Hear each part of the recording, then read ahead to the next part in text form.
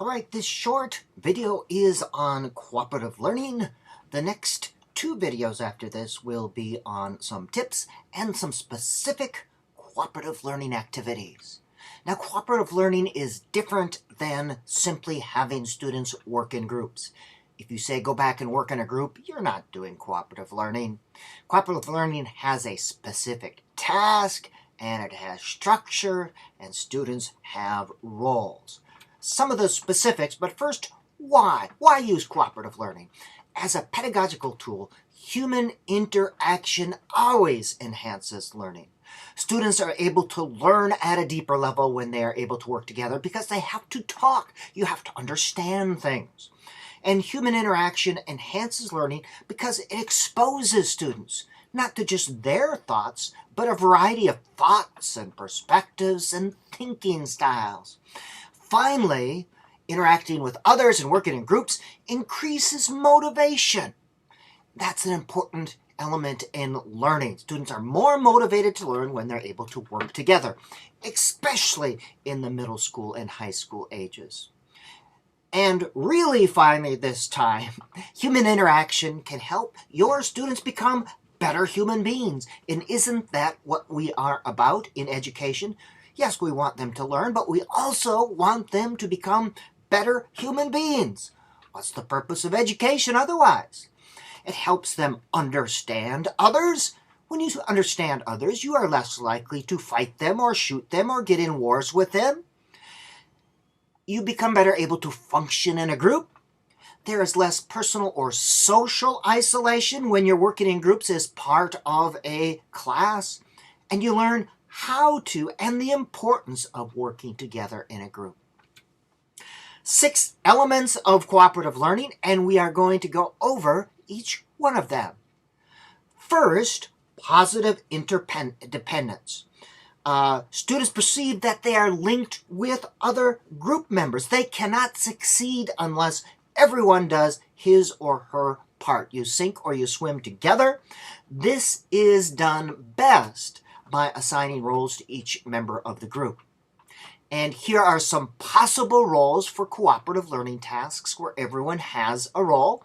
And you can stop the tape at this point and read on your own. And there are some other roles, as well as you can read my book, my social studies book. It has individual accountability somehow. There are no individual hitchhikers.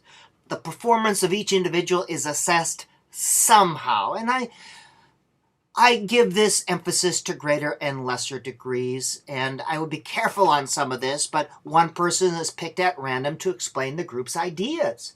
Count off, draw a number, okay, you will be describing what your group did.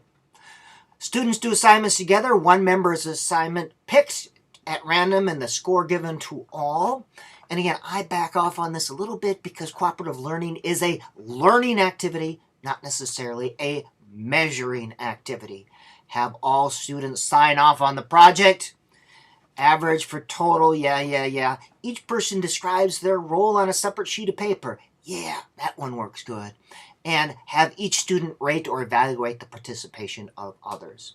As you see, if grading has to be done, if you have to measure and quantify everything, I like to quantify their participation. There are other ways to grade. You don't have to grade everything that goes on in your classroom, for goodness sakes. Off on a tangent. Group processing. Somehow, you want to, in large group or individually, take time at the end to see how things went. You are reviewing and reflecting with the whole class. Tell them you observed things you observed while working in cooperative learning groups. I saw this group do that group well, that well. Ask students to describe the things that seem to go well in their group. Ask them what they do differently in their group, and this is a large group conversation. Ask students to assess how well their cooperative learning group did in accomplishing the task.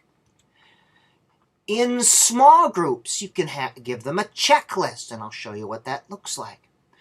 Ask groups to give themselves a grade on 3 or 4 social skills. Ask groups 3 things they did well, 3 things to work on. And individually, ask students to record their observations on ideas in an individual journal, learning log, or an online discussion group. And here's an example of some sort of checklist I could use for the whole class. And I could grade them or checklist or something on these social skills. I could give these individually to the groups and they could grade or rate themselves. These are some other social skills. Which leads to point number 4. You are teaching explicitly social skills. I would pick 1 or 2 of these at a time to teach explicitly before the cooperative learning activity. Then you can look for it during, you can reflect. This is explicit instruction. These are social skills. This is an authentic activity. They are learning skills, how to use them within an authentic activity. And number 5, you give students a specific task. This is your task. They can answer yes or no. An example of a non-specific task would be, go back and discuss chapter 5. A specific task would say, go back and list 3 important ideas from chapter 5. All right, that is specific. You can say yes or no. And then the last one, cooperative learning, has face-to-face interaction. Face-to-face, knees-to-knees, people leaning in, looking at each other. And a word of caution, cooperative learning is a wonderful learning device. It's not a measuring device. It gets a bad reputation when it is used for grading. When students are put in cooperative groups, they're given 2 or 3 weeks to get a report or a project done, and then a grade is given to students based on the group's performance. That puts a lot of pressure on students who are highly motivated and want to get that grade, or students who are less able. That should be used with caution. And for me, that is not the use of it at all. It is a learning device used for short learning activities in the class, not a measuring device. If you have to grade, grade for performance.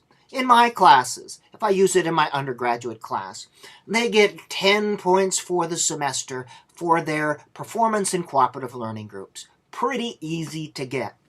If they're not performing, well, then they slowly lose points. Remember, learning comes in the doing. That's what we're about. Learning. Schools are to learn, not to get measured. Is that not our goal? To learn. All right, this has been a short overview on cooperative learning. You will get some of the specifics and some specific activities in the next 2 videos.